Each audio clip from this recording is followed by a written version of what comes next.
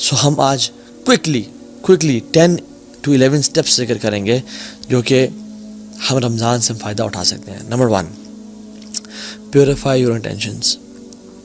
صرف اللہ کی رضا کے لیے کرنی. اس لیے نہیں کرنا کہ سب جا رہے ہیں مسجد تو میں نہیں جاؤں گا تو کیا ہوگا. نہیں، میں نہیں جاؤں گا تو لوگ کیا سوچیں گے. نہیں، اللہ کی رضا کے لیے. کیونکہ یاد رکھیں جن کے دل کو ہم خوش کر رہے ہوتے ہیں نا، ان کا دل اس رب کے ہاتھ میں جس کی نافرمانی ہم کر رہے ہوتے ہیں لوگوں کو دکھا کے. قلب من تراعی بید من عصیت. جس کے دل کو آپ دکھا رہے ہیں نا، خوش کرنا چاہ رہے ہیں، وہ اس کے ہاتھ میں ہے جس کو آپ نافرمانی کر رہے ہیں. ان اللہ لا ينظر الى صورکم ولا الى اموالکم ولکن اللہ ينظر الى قلوبکم واعمالکم. اللہ تمہارے چہروں کی طرف اور تمہارے مالوں کو نہیں دیکھتا، اللہ تمہارے اعمال کو اور تمہارے دلوں کو دیکھتا ہے کہ دل کتنا انٹینشن پیور ہے. کیوں ایسا تھا کہ صحابہ کا مٹھی بھر صدقہ احد پہاڑ کے، ہمارے احد پہاڑ کے سونے کے برابر صدقہ کے سے بھی زیادہ افضل ہے. کیا وجہ تھی؟ ان کی نیتیں بڑی خالص تھیں. حذیفہ رضی اللہ تعالیٰ عنہ کہتے ہیں موسیٰ بن معلہ سے، اور کہتے ہیں کہ جس شخص میں 3 کوالٹیز پیدا ہو گئیں، جس شخص میں 3 کوالٹیز پیدا ہو گئیں، آسمان سے جو خیر و برکت نازل ہوگی اس میں لازمی اس کا حصہ ہوگا، لازمی. نمبر 1، جس شخص میں اخلاص پیدا ہو گیا، جس کا دل اخلاص والا ہے. نمبر 2، جو انسان اپنے مسلمان کی بات نہیں کی، بات کی ان تحب للناس ما تحب لنفسک. لوگوں کے لیے وہ پسند کرتا ہے جو وہ اپنے لیے پسند کرتا ہے. اور تیسری کوالٹی، اگر انسان کے ہاتھ میں اس کو بھوک لگی ہوئی ہے، اس کے ہاتھ میں روٹی کا ٹکڑا ہے، لیکن وہ مزید ڈیزرونگ انسان کو دیکھ لیتا ہے تو وہ اس کو دے دیتا ہے. یہ 3 کوالٹیز جس میں پیدا ہوگی تو آسمان سے جو بھی خیر اور برکت نازل ہوگی اس لکی انسان کا حصہ اس میں لازمی ہوگا. اللہ اکبر. اخلاص سب سے پہلے تو اپنے دل کو نا خالص کر لیں. یاد رکھیں دل جو ہے نا یہ بڑی کمال کی چیز ہے. الا ان فی الجسد مضغہ اذا صلحت صلح الجسد کلہ واذا فسدت فسد الجسد کلہ الا وہی القلب. دل میں نا ایک لوتھڑا ہے، یعنی جسم میں نا ایک گوشت کا لوتھڑا ہے. اگر وہ ٹھیک رہا تو سارا جسم ٹھیک ہو جائے گا، اور خراب ہو گیا تو سارا جسم خراب ہو جائے گا. جان لو وہ دل ہے. تو اپنے دل کو نا بالکل اللہ کے لیے خالص رکھیں، اللہ کے لیے بالکل خالص رکھیں. ابو ہریرہ کو رضی اللہ عنہ کو جب کچھ کھانا دیا گیا نا، بھوک اور پیاس کا عالم تھا کہ بے ہوش ہو گئے تھے، تو وہ کھانا دیا گیا تو اپنے گھر جانا شروع ہو گئے. انہوں نے کہا کہاں جا رہے ہو، کھاتے کیوں نہیں ہو؟ انہوں نے کہا میری ماں مجھ سے زیادہ بھوکی ہے، میں اس کے پاس جا رہا ہوں. ایک عورت تھی حضرت عائشہ کے پاس، اور حضرت عائشہ نے اسے 2 کھجوریں دیں. 2 بیٹیوں کے ساتھ آئی، تو جب اس کو 2 کھجوریں ملی تو وہ بیٹیاں نا اسے کھینچنا شروع ہو گئی کپڑے کے، مجھے دیں. اس نے 1 کھجور ایک بیٹی کو دے دی، 1 کھجور ایک بیٹی کو دے دی، اور خود کچھ بھی نہیں کھایا. جب حضرت عائشہ نے اللہ کے نبی کو واقعہ بتایا تو اللہ کے نبی خوش ہو گئے اور کہتے ہیں اللہ نے اس عورت پہ جنت واجب کر دی اس عمل کے ذریعے. اللہ اکبر. تو اس رمضان اپنے دل کو اللہ کے لیے خالص کریں. اور کیا دعا پڑھیں؟ اللہم انی اعوذ بک ان اشرک بک وانا اعلم واستغفرک لما لا اعلم. یا اللہ میں تیری پناہ میں آتا ہوں. یہ ابو بکر صدیق نے جب اللہ کے نبی سے دعا کا کہا تھا نا، اللہ کے نبی نے یہ دعا سے کہی تھی ریاکاری سے محفوظ رکھنے کے لیے. اللہم انی اعوذ بک ان اشرک بک وانا اعلم. یا اللہ میں تیری پناہ میں آتا ہوں کہ میں تیرے ساتھ شرک کروں جانتے ہوئے. واعوذ بک لما لا اعلم. اور میں اعوذ بک ان اشرک وانا اعلم، اور میں پناہ میں آتا ہوں کہ میں نہ جانتے ہوئے تیرے سے شرک کروں. اللہم انی اعوذ بک ان اشرک بک وانا اعلم واستغفرک لما لا اعلم. اور میں تیرے سے توبہ کرتا ہوں، استغفار کرتا ہوں، بخشش مانگتا ہوں کہ جو میں بغیر جانتے ہوئے شرک کر لیا، یا رب مجھے معاف کر دے. کیونکہ یاد رکھیں لوگ آپ پہ کام نہیں آئیں گے، لوگ چھوڑ جائیں گے آپ کو، لوگ آپ کو دھوکہ دے جائیں گے. کام آئے گا وہ اللہ آئے گا. اللہ کو راضی کریں. First point. Second point was Ramzan is like a race. یہ بہت ایک میراتھن ہے، ایک ریس ہے یہ. تو اس میں نا آپ نے دوڑنا ہے، اور جو انسان دوڑا ہوتا ہے وہ اپنے اوپر ویٹ برداشت نہیں کر سکتا. تو تھرو آف یور برڈنس، اپنے گناہوں کو پھینک دیں. یاد رکھیں sins have chains and shackles. Sins, جو بھی انسان گناہ کرتا ہے وہ سے گناہ اس کو نیکی سے روکتے ہیں. فجر کی نماز مس ہو جاتی ہے، فجر کی نماز باجماعت رہ جاتی ہے. انسان نیکیاں کر رہا ہوتا ہے، تہجد کی نماز چھوٹنے شروع ہو جاتی ہے. یہ گناہ کے برڈنز ہیں میٹافورکلی جو کہ ہمارے کندھوں پہ ہیں. جو شخص رمضان کی ریس میں بھاگنا چاہتا ہے وہ رمضان اس حالت میں داخل ہوئے کہ اللہ کے سامنے آنسو بہا کے اور رو کے اور تڑپ کے یا رب مجھے معاف کر دے، یا رب تبت الیک، میں تیری طرف توبہ کرتا ہوں، مجھے معاف کر دے، مجھے بخش دے. تو توبہ کر کے جائیں. رسول اللہ صالحین رحمہ اللہ اپنی زندگی میں 3 دعائیں لازمی کیا کرتے تھے. اللہم انی اسألک توبۃ نصوح قبل الموت، یا اللہ میں آپ سے سچی توبہ کا سوال کرتا ہوں موت سے پہلے.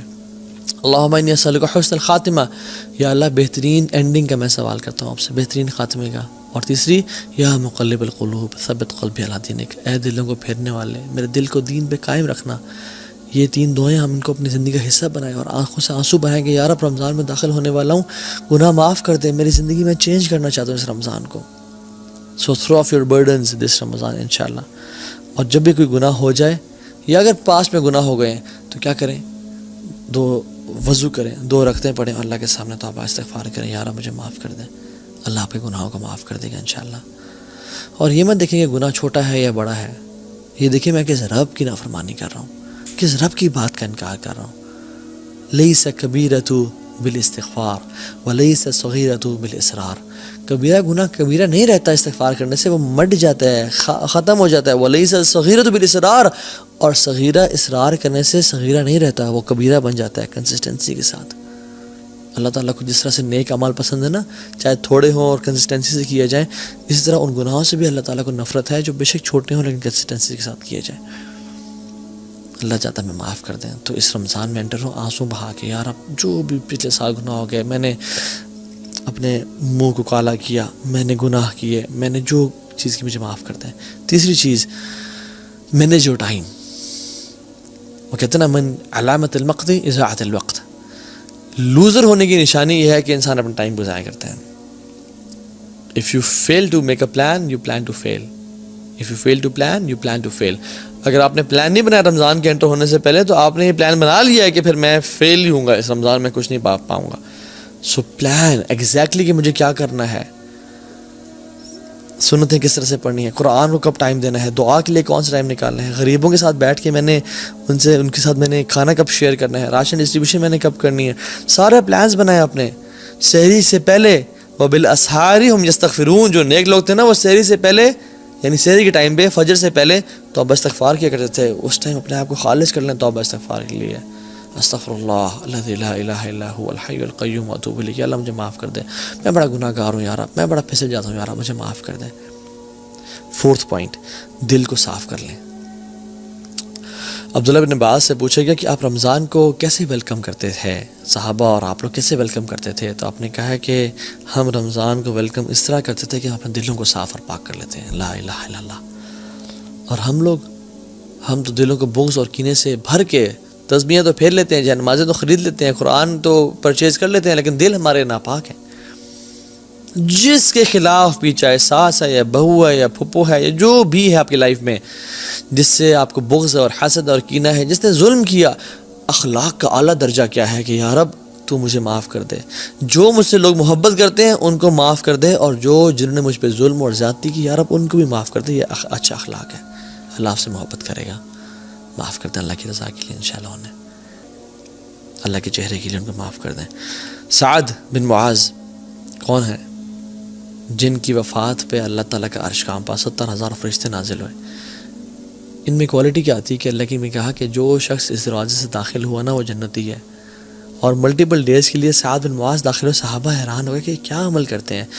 ایک صحابی نے گھر چلے گئے، ان کو نوٹس کرتے رہے، بڑا حیران ہو گئے. کہتے ہیں آپ بھی تہجد پڑھتے ہیں، میں بھی پڑھتا ہوں، آپ بھی صدقہ دیتے ہیں، میں بھی کرتا ہوں، سب کام جو آپ کرتے ہیں میں بھی کرتا ہوں، لیکن آپ جنت آپ پہ واجب کیوں؟